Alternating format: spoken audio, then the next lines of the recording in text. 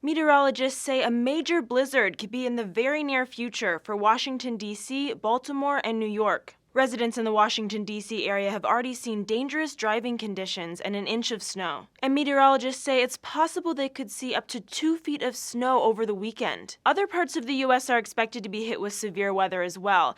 Winter storm watches are in effect in the south, and that system is expected to strengthen. For Newsy, I'm Samantha Crook.